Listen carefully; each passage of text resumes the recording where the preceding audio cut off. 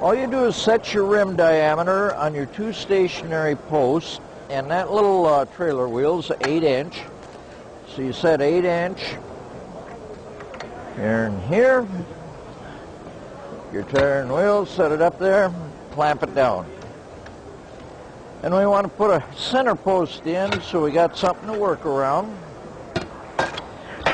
And I definitely believe in using plenty of lube on everything.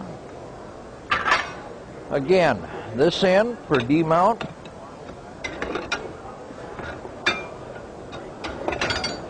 Okay, going back on.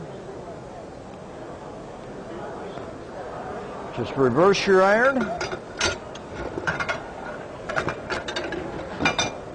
That's all there is to it.